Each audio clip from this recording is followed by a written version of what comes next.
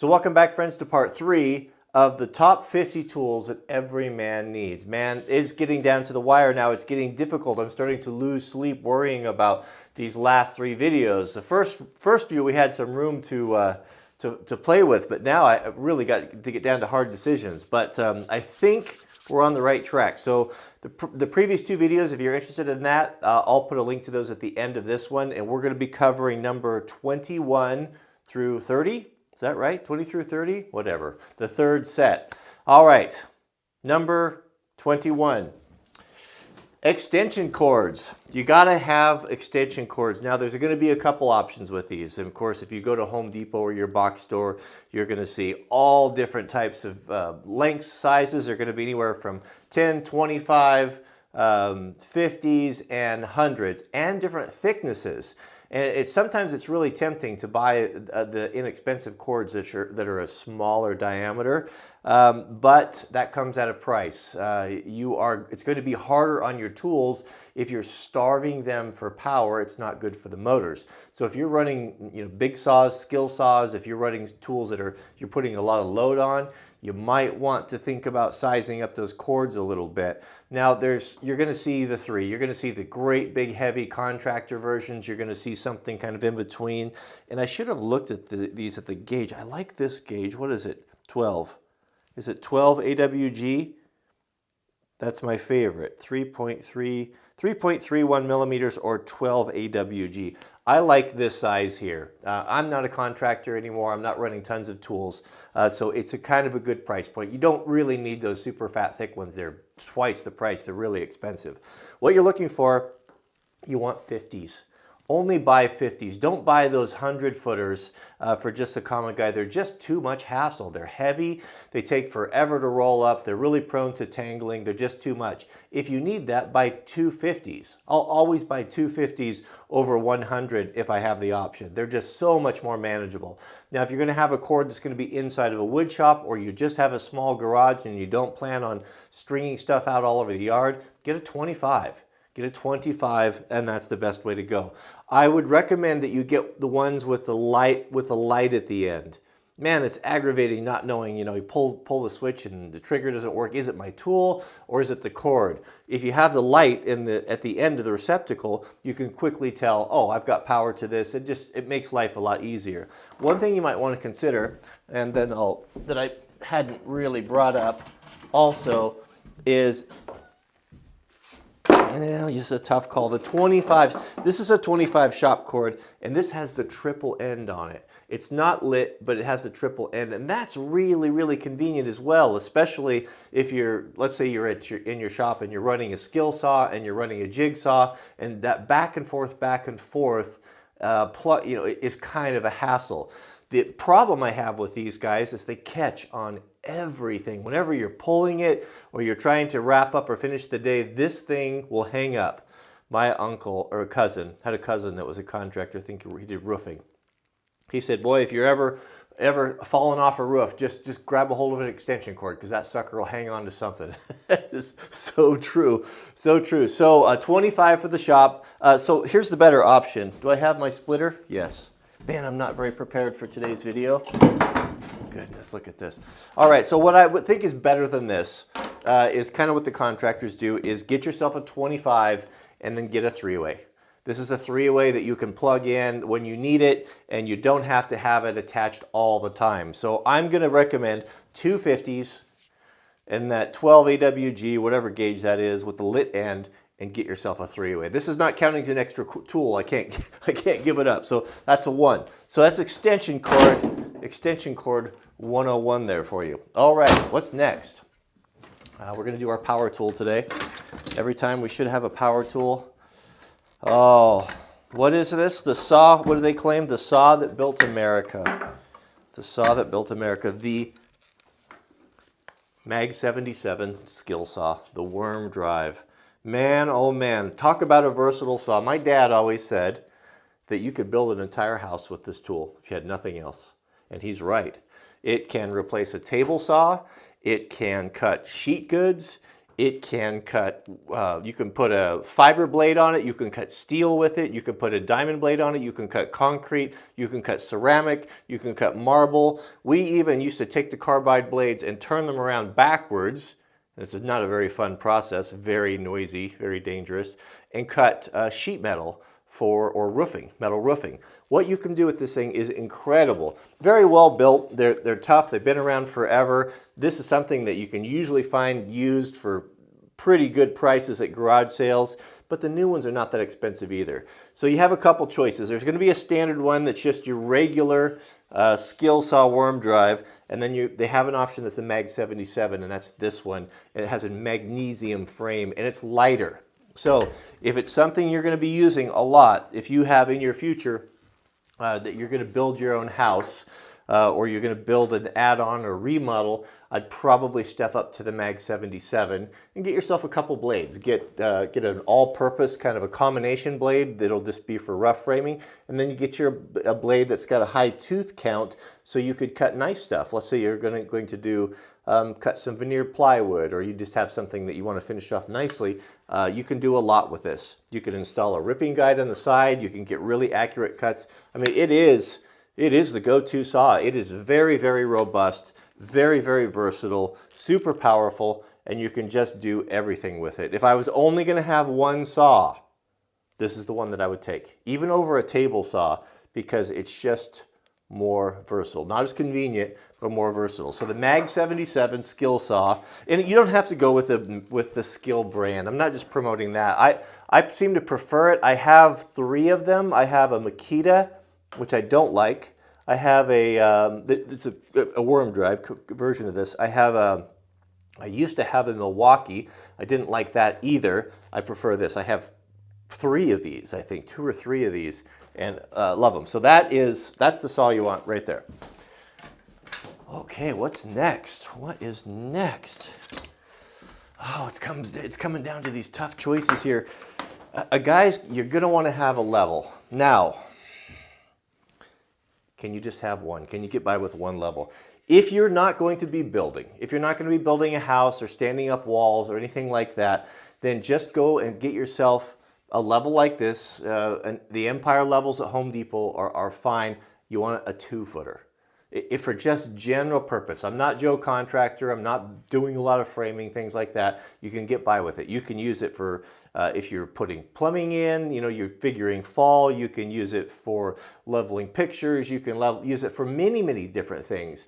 And you can kind of expand that a little bit if you get a really, really straight piece of board, like an MDF, something that's factory cut, you can attach the level to it. And you can extend that. You can, maybe take a 4-foot board MDF and get away with it. I've done that before. You can do walls and stuff. So if you're just going to have one, the 24-incher. Now, if you think you're going to be building and doing more stuff, you need to get a 4-footer. The 4-footer is more accurate. It picks up more of let's say the stud if you're doing walls or concrete forms or whatever. It's just kind of the standard. This is the minimum that you would want for building. Framing contractors, they have 6s, and I think some of them even have 8-footers. Maybe they're just 6-footers. So if you do decide to have a 4-footer, problem with this is it's no good for small areas. So if you're doing blocking inside of a wall, or you're in a tight confined area, you're gonna have to mix that in with a smaller one. So something like this is that's an Empire as well. Or a torpedo level, you see the little ones, make sure it's got the magnetic bottom on it. That's very handy because it'll stick to metal things. It just seems real handy if you do any sort of metal work. I'd probably just get that. There's really no downside. So if you're just gonna have one, not Joe Contractor, the 24-incher, spirit level, and if you're going to do heavy construction, you gotta have 2. I'm gonna count this all as 1, because I can, it's my video, a 4-footer and a smaller 12-inch or torpedo type level. All right, what do we have next? This is a no-brainer. Many of you guys have recommended this one here, a crowbar. And again, you can't have one, you really can't. this is a package deal here. This is counting as one. It just has to. They're so different and they're so necessary. I was worrying about this, like, oh, if I could only have one of these, which one would it be? Which one would it be? I'd take both. You can't. This would be number one, the flat bar, and then I don't know. No, I can't. I'm sorry, I just can't make that decision. Let's start with this. So this is the old school traditional one, kind of like a shepherd's crook here, you know, nothing really fancy to it. These are a dime a dozen at used tool stores. They're not expensive new. You're going to go to Home Depot and you're going to see all different sorts of varieties and, you know, different twists on it. It doesn't really make that much difference. What you want is something with a bent end or sheep's foot type of thing there that you can really get leverage and pull nails. And then you've got just a standard pry bar with an angle on there. This is not just for carpentry work. This is not just for nails. This is for when things get bad. When you need to pry something off, when you can't get your brake drums off because of the road salt and they seized up, or you need to pound a pin, or you need to, whatever big work, you need to pry a door open because there was a car wreck in front of your house. You know, if you don't have something like this, what are you going to do? Don't forget that a Sawzall also cuts through glass. Anyway, I'm digressing there. So a good crowbar like this, just a standard garden variety, is a must-have for many things. And the reason why, then there's this one. This is called, out west here we call these Wonder Bars, or I've heard them called flat bars. Can't live without it. This is going to be something that when I'm working in framing, this is in my tool belt. It's going to be used for lifting up plywood, if you're nailing stuff on the walls. It's going to be used especially when you're installing doors, or you need to get behind something that's really thin and pry it, that you want to save, like siding, a bazillion different things. But this is the standard variety one. It's many tools in one. It's very thin. It's called a flat bar. There's a nail puller here. There's a nail puller there that works kind of. I never really use these for nail pulling. They're not super effective for that. This is a way better tool, but this, I'm gonna call this a match pet set. So a standard big full-size crowbar and a flat or a Wonder bar. Those are, gotta have them. Just gotta have them. All right, more tough decisions. A guy needs to have a way to find out what's going on with electrical stuff. Even if you are not an electrical engineer or have a great vast knowledge of that stuff, you have to have it, and you can't just have one. Well, I guess you could. You could, if I was just gonna have one, a voltmeter. A good voltmeter like this. This is a Fluke, decent quality, good quality voltmeter. This is going you'll be able to test current. If you're going to work on your house and you want to know if the power is off, yeah, you can flip the breakers and all that. But you know, for me, even when they're flipped off, I like to know. It makes me anxious working on electricity if I'm not 100% sure it's not live. And as many, even our cars now, and as sophisticated as things are getting, it used to be you could get by, you know, this is what Granddad had, you know. This is just a 12-volt tester. It's got an alligator clip on it, and you put this on the ground, and we used to stick it on the key and poke around and check and see, am I getting power to stuff? I could check and see if the fuses are bad. If you're wiring trailers, if you're really low-tech stuff, this is a great tool. This is what I grew up with using with him. And it was good enough. Everything was 12 volts, and the light came on and all of that. But not so much anymore. You know, now things have specific voltages that they require. And I guess you could essentially hook this on and be reading a current, but if the voltage wasn't right, it not work. So, you know, I think technology has kind of outstripped this. It's a nice thing to have for crude stuff, but not super versatile as this. You can do both with this. You can check your amp 12 volt, you can check your 110, you can check everything you need to do, your outlet power with this. It's pretty versatile, pretty versatile. Am I going to use this? Am I going to be packing this around when I'm working on my tool belt? No. I mean, we have these little tiny ones now that I can stick in an outlet that are, you know, going to tell me, is it 240? Is it 120? Is it hot? Is it not? It's got an audible alarm. It's a lot less clumsy to deal with. So, yeah, it'd be nice to have all three, wouldn't it?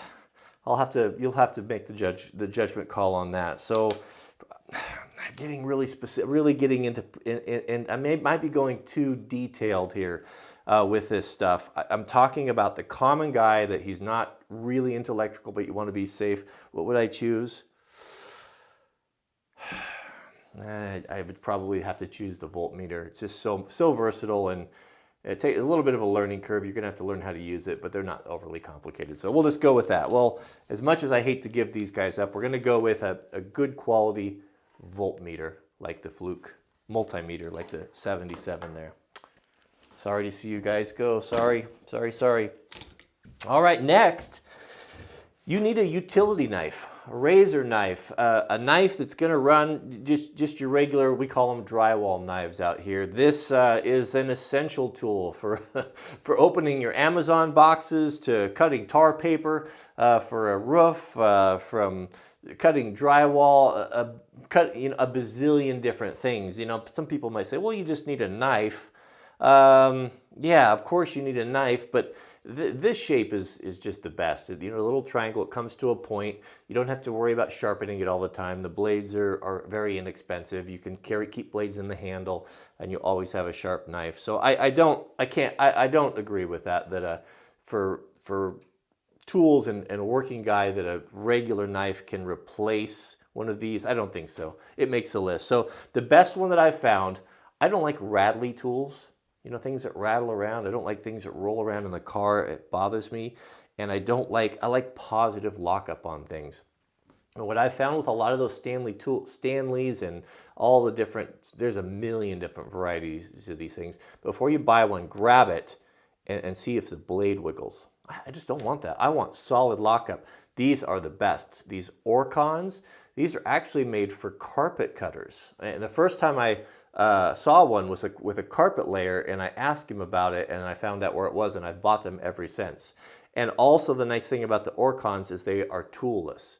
So when you want to, when you want to change the blade on the Stanleys, a lot of those you have to have a screwdriver or a pair of pliers. I try to get that thing off there. Not these. This is just the perfect utility knife. It's got a little flip out, super quality, really nice these. A little flip out D-ring on there that you can get to your blades, and this is the one you want, the Orcon. You're talking about a couple dollars difference. Ergonomic, great, no rattle. I just love these knives. I got like 3 of them. Utility knife. You have to have a utility knife. You're going to have Allen wrenches, and you could almost make the argument Torx wrenches as well. It probably should be a combination, but if I had to choose between a Torx and the Allen, it just seems to be, in my life, in my experience, that the Torx is less common than the Allens. The Allen wrenches are Allen screws are ubiquitous, and you have to have them. And then unfortunately, in the United States, you're going to have a metric and a standard set. So they're going to, a couple different options. You've seen, I don't have them right here. Should I grab them? Let me grab them. I resisted buying these for so long because they're kind of expensive, and they're certainly not very portable. But I'll tell you what, I have loved these things. I broke down and I bought 2 sets of these Bondus USA made sets. I got a standard set and a metric set. The standard, of course, are the yellow, and the metrics are the red. I love these. These are really high quality, and they have great big handles, big T handles on them that you can really get some torque on, and they're so convenient to use. Now, they're convenient to use in a shop, but they're not very portable at all, and they don't fit into any toolbox unless you want to have them loose, and who wants to have them loose? That's just a nightmare. So if you're just working in a shop, I would highly, highly recommend these. They're a little bit of an investment, but they are absolutely the best Allen wrenches I've ever worked with. So if portability is your case and is your deal, and you don't really have a dedicated shop right now, just get a good set like this that are all nested in together. Now there's the ones that kind of fold up like the Swiss Army knife. Those are okay too. A lot of those are really cheap. There are some good ones out there that are a little bit harder to find. But I find that having them mated to the handle doesn't give you a lot of options. If you need to use it, because you want to use both sides. The reason why these are the way they are is so to get into different spots, tight spots and stuff. So you can run it this way, or you can run it this way. And I'll tell you, these with the round the round on the bottom, this is a set of snap-ons here with the round, are so wonderful when you have things with long threads, because what it allows you to do is you can, gives you deflection. This tool will operate at an angle. So if you got a screw and something's in your way and you can't get to it, sometimes you can come in there and you can turn that and get to it. Those little ball heads on there are, I would look for that. I would look for USA made Allens and configuration just like this, metric and standard. Size-wise, I think this is a great set. This is 3/8 down to 0.050 or 1/16 of an inch. I don't know that I've ever used that teeny tiny one. I would say a 1/16 to 3/8 or would be even half would be a pretty respectable set. This here, the Bondus set, what's this go to? Yeah, 3/8. A 3/8, that's a big Allen. Yeah, we don't need to go up to 1/2 inch. You start getting into big industrial stuff there. We don't need that. 3/8 is a good size, but go with something like this. I'll see if I can find a non-snap-on version that's a little bit better priced than these, but these are wonderful. Allen wrenches, you got to have 2 sets. There's just no way around it. No way around it. All right, we got only 2 left. Channel locks. Channel locks. I have a dozen pair of these in all different sizes. I've got the great big giant ones that I use all the time, especially if you're doing irrigation stuff. But if you're not doing really big monster stuff, a size like this is probably just about right. This is probably about an 8-inch, what do they call these, an 8-inch set. I'll put a link to my choices of these tools down in the subject heading of this video so you can check that out. And I'll put the ones that I recommend on there. A Channel Lock brand, no problem with that. I've got Snap-on, I've got Channel Lock brand, multiples in several of them, and I can't say that I've ever really noticed a difference, apart from the fit and finish is a little bit nicer on the Snap-on. But Channel Locks gives you the ability, it's the next step above pliers. When pliers won't get it done, or pliers really won't grab onto stuff that's very big, these will. I mean, they'll open up a long way, and it gives you just so many options. Remember, we had a metal shop teacher in high school. We had a really good metal shop, and he was a brilliant machinist. And he came in, he was a really opinionated guy. He came in and he was so angry. He had watched, I don't know, was it 60 Minutes or what was that? What's that old guy that's was always complaining about stuff? Rooney? I think he did a segment talking about how useless channel locks were. And old Ramsey, our teacher, he was so mad. It's like, who's this guy think he is? He expects that, never having worked with tools, never having worked with his hands, to grab a tool that he knows nothing about, that he doesn't have any practice with, and that he can place judgment on something that he knows nothing about. Does he expect me to be able to sit down at his typewriter that I've never sat at before and type 80, 90, 100 words a minute, without practice? It takes practice to use tools like these. And just because you grab one and it didn't seem to be convenient or work for you, doesn't mean that it's not a good tool. This is a must-have. You have to have a channel lock. Look how big it is. You can get on stuff that's over an inch, 1.25 inch, pipes, pipe nipples. It's just stuff, when you just run out of options, you oftentimes go to the channel locks. Channel locks are a must-have. We're down to 2. You need a good shovel. Need a good shovel, and there's we got 2 choices with shovels. We've got a spade, a digging shovel like this, and we have a flat point, which is more of a scraping shovel for scraping up stuff, for shoveling snow and that sort of things. Those sort of things. I almost said, okay, well, you have to have 2 shovels. You have to have a square and you have to have a spade. But I have those, and to be honest with you, I rarely use it. There's no question on which one would be more important. You want a good quality spade.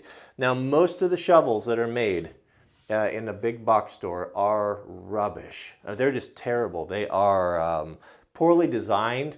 They're much too bulbous and round. They're good for carrying material in that they have a lot of surface area if you're just moving sawdust or bark dust, or you're moving gravel, but they're not great for digging. So you want something that has way more of a spade on it like this. This is a wildland firefighting shovel, and it's completely different than a normal shovel, and you can look at it at the angle.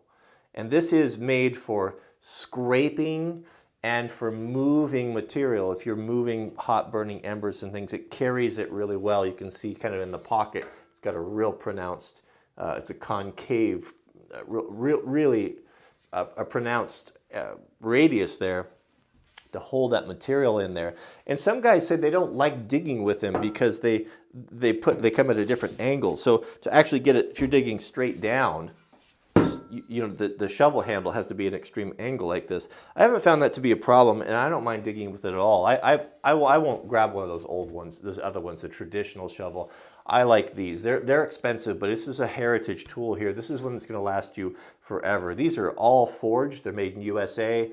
A lot of the good ones, this one I think is made in Ireland. For some reason, Ireland makes really nice fire shovels. Hard to find. I think Council Tools has them. I don't know if I'm going to be able to provide you a link for these. I will look. If I can, I will put it in there. But if you can't find that, go to a landscaping store or a place where they sell pipe or excavators shop. People who use shovels for a living, and get a shovel there. They have. Don't buy the stuff that they have at the big box store. It's just rubbish. Hammers. Oh man, remember I did a hammer video a while back, and what did when I was trying to cull them, what did I finally, like, okay, I only need to keep 16 hammers or something like that. If you could only have one. It'd have to be a claw hammer. A framing hammer, and it would be an Estwing. I don't like Estwing per se to swing or work with for a long time. I would never recommend it for a full-time framer because of the steel is hard on the joints. The vibration that translates through the steel into your elbow gives you a sore elbow or a tennis elbow. But for an all-arounder, they are tough as nails. You just can't break them. They're very affordable. Estwing's got these hammers dialed. The handles don't fail. The rubber never gets bad. Whatever it is that they have put together a combination here that is just great, tough. You can use it for a demo tool. You can abuse it. It's just never going to let you down. It's never going to break on you. And if it does, it's going to have a warranty. Excuse me. So don't buy a waffle head. Just buy a standard smooth head. And don't buy one with a really pronounced or curved carpentry type of tongs on it. What's the word? Claws that'll hook down like this because they're unhandy for prying. Those are intentionally made for pulling nails.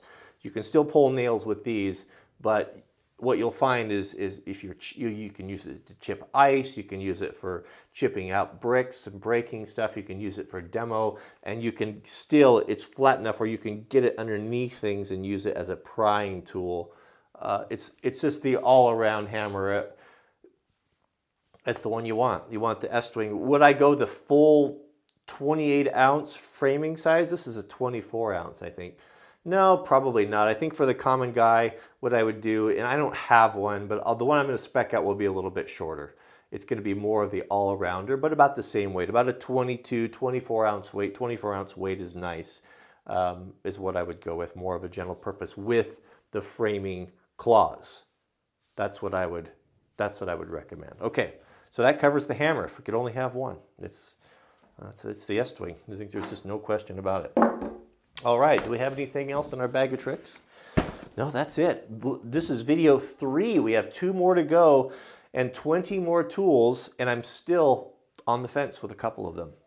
So as I said, if you have things that I haven't covered so far that you think are just must-have, please put them in the comments because I'm reading through there, and that's helping me make those final decisions. So keep putting those in there, and you have swayed me. I think you have swayed me on some of my decisions that I'll share with you in a future video. All right, if you want to see the first 2, I'll link them to the end.